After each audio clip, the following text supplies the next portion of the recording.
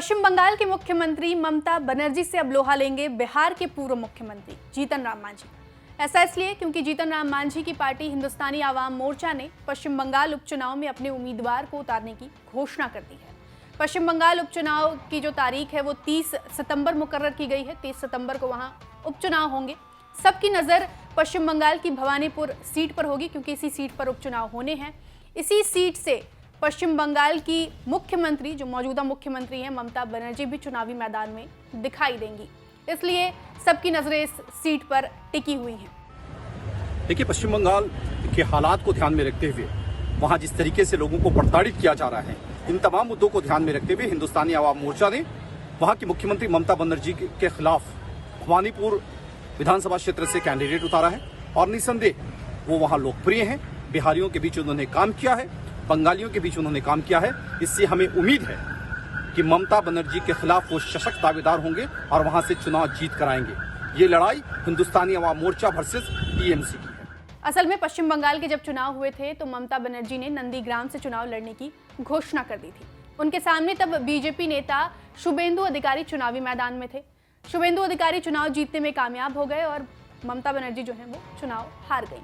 ऐसे में अब ममता बनर्जी की शाख जो है वो दांव पर है। उन्हें ये चुनाव किसी भी हालत में जीतना है क्योंकि अगर वो चुनाव हार जाती हैं तो उन्हें मुख्यमंत्री के पद से इस्तीफा भी देना पड़ सकता है। अब आपको भवानीपुर विधानसभा सीट के बारे में बताऊं तो भवानीपुर विधानसभा सीट जो है वो कोलकाता की एक सीट है। पश्चिम बंगाल की राजधानी कोलकाता की सीट है।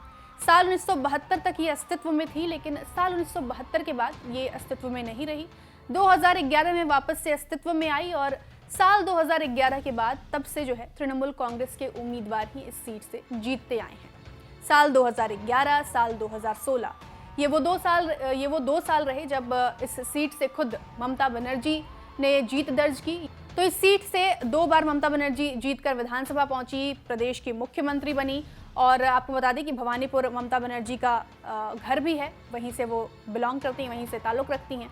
और साल 2016 के बाद जब साल 2021 आया, पश्चिम बंगाल के चुनाव आए, तब ममता बनर्जी ने ये सीट तृणमूल उम्मीदवार शोभनदेव चट्टोपाध्याय को दे दी। चट्टोपाध्याय ने भवानीपुर में पिछले विधानसभा चुनाव में 26,619 के अंतर से जीत हासिल की थी। बाद में जब ममता बनर्जी चुनाव हार गई नंदीग्राम से, तब शोभनदेव चट्टोपाध्याय ने इस सीट से इस्तीफा दे दिया। यानी विधायक तो बन गए थे लेकिन फिर इस्तीफा दे दिया और ये सीट खाली हो गई। और अब स्थिति ये है कि वापस से उपचुनाव होने वाले हैं 30 सितंबर को। अब इस सीट पर कौन कौन से उम्मीदवार होंगे ममता बनर्जी के अलावा, ये आपको बता देते हैं। तो कांग्रेस ने तो पहले ही हाथ खड़े कर दिए हैं। कांग्रेस ने मना किया है कि वो अब इस सीट पर अपने किसी भी उम्मीदवार को नहीं उतारने जा रही। बीजेपी की बात करें तो बीजेपी की तरफ से प्रियंका टिबड़ेवाल को उम्मीदवार बनाया गया है। वाम मोर्चा की तरफ से श्रीजिब विश्वास अपना हाथ आजमाएंगे। वहीं तृणमूल कांग्रेस की तरफ से आप जानते हैं कि ममता बनर्जी ही चुनावी मैदान में है। अब हिंदुस्तानी आवाम मोर्चा का क्या स्कोप है, तो आपको बता दें कि हिंदुस्तानी आवाम मोर्चा पश्चिम बंगाल चुनाव के वक्त कहीं भी नजर नहीं आई। पश्चिम बंगाल चुनाव के वक्त उन्होंने कहीं भी अपने उम्मीदवार नहीं उतारे।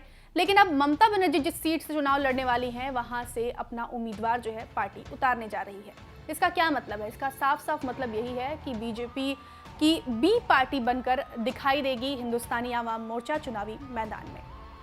कोई स्कोप नहीं है, कोई वहाँ वोट बैंक नहीं है हिंदुस्तानी आवाम मोर्चा का।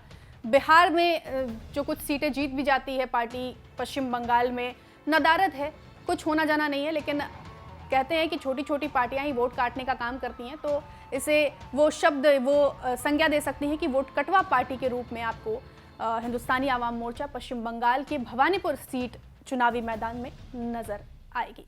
आपको ये वीडियो कैसा लगा हमें ज़रूर बताएं। अगर पसंद आया तो लाइक करें, कमेंट करें, अपने दोस्तों के बीच साझा करें और हमारा चैनल यानी बिहार तक सब्सक्राइब करना बिल्कुल भी ना भूलें। आप देख रहे थे बिहार तक और मैं थी आपके साथ प्रेरणा। शुक्रिया।